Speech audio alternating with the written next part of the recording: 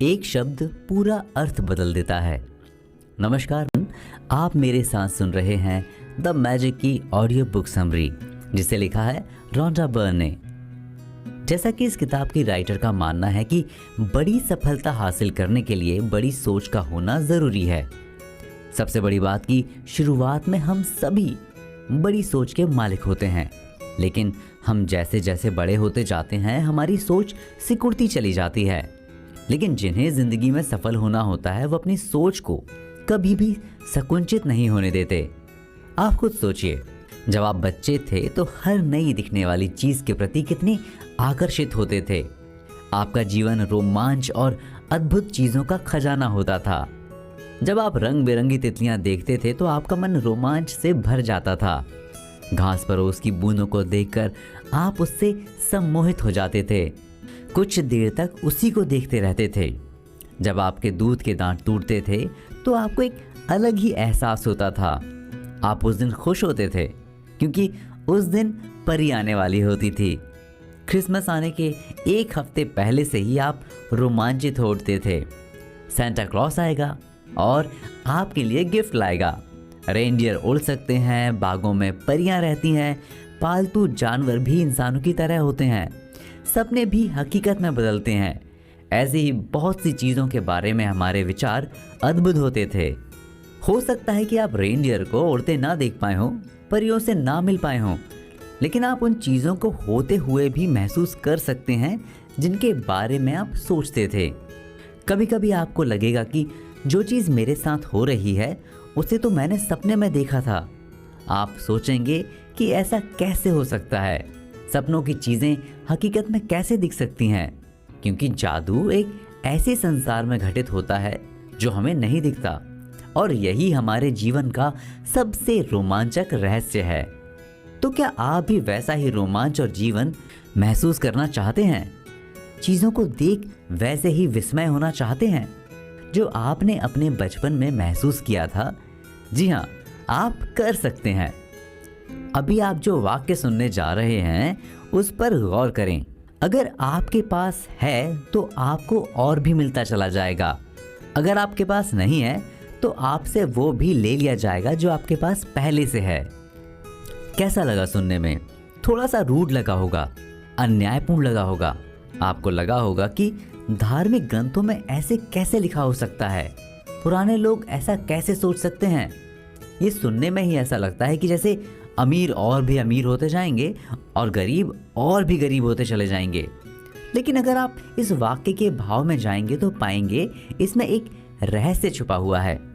ये रहस्य बरसों से दबा पड़ा था और जब बाहर आया तो इसके मायने ही बदल गए। इस पूरे वाक्य में एक शब्द छिपा हुआ है जो इस गुत्थी को सुलझा सकता है, ग्रैटिट्यूड, यानी कृतज्ञता। ये शब्द इस वाक्य को देखने के लिए एक आईना है। यानी अगर आपके पास कृतज्ञता है तो आपको और भी मिलता चला जाएगा। अगर आपके पास कृतज्ञता नहीं है तो आपसे वो भी ले लिया जाएगा जो आपके पास पहले से है। हमें जो भी मिला है हमें उसके प्रति अपना आभार व्यक्त करना चाहिए। जो आपको आगे मिलेगा उसके प्रति आभार व्यक्त करें। अगर आप कृतज्ञता के महत्व को समझते हैं तो आपको ये सेंटेंस भी समझ आ जाएगा। कुरान में भी कहा गया है कि याद करो जब खुदा ने ऐलान किया था कि अगर तुम एहसानमंद यानी कृतज्ञ रहोगे तो मैं तुम्हें और दूंगा, लेकिन अगर तुम एहसानमंद नहीं रहोगे तो मेरी सज़ा भी कठोर होगी। अगर आप सोचते रहते हैं कि मुझे मेरा जॉब पसंद नहीं है, मेरे पास ज़्यादा पैसे नहीं हैं, मुझे मेरा लाइफ पार्टनर अच्छा नहीं मिला, मुझे लग रहा है कि मेरे अंदर कोई बीमारी है, मेरी ज़िंदगी ही बेकार हो गई है, वगैरह वगैरह, तो आपको ऐसे ही अनुभव मिलते रहेंगे। लेकिन अगर आपको जो मिला है उसके प्रति आप कृतज्ञ रहेंगे तो आप अच्छे अनुभवों को अपनी ओर आकर्षित करेंगे।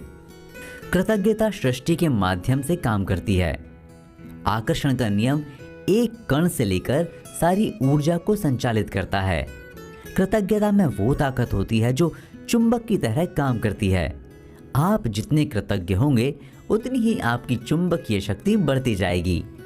आपने अक्सर ऐसी कहावतों को सुना होगा, जो बोएगा वही काटेगा, आप जो देते हैं वही पाते हैं, जैसी करनी वैसी करनी, सारी कहावतें सृष्टि के आकर्षण के नियम से ही संचालित होती हैं, जिसकी खोज महान साइंटिस्ट सर आइजैक न्यूटन ने की थी।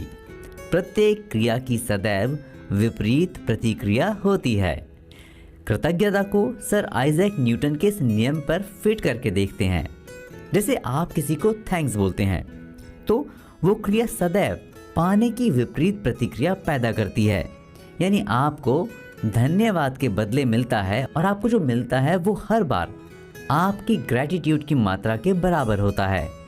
कृतज्ञता की सबसे बड़ी खासियत है कि इसका अस्तित्व इस धरती पर सदियों से है। हर सभ्यता में इसकी छाप दिखाई देती है। ये यहूदी, ईसाई, इस्लाम, हिंदू, बौद्ध, सिख सभी धर्मों के मूल में है। प्रॉफेट मोहम्मद ने कहा था कि आपको जो भी हासिल हुआ है, अगर आप उसके एहसानमंद बने रहेंगे तो तय है कि वो बढ़ता ही जाएगा।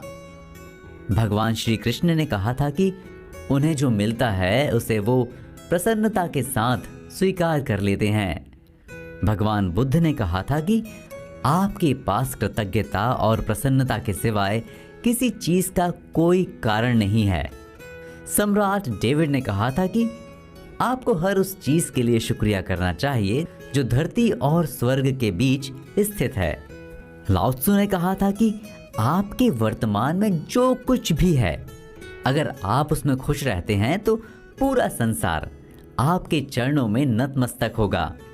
और ईसा मसीह ने तो हर चमत्कार से पहले थैंक्स कहा था।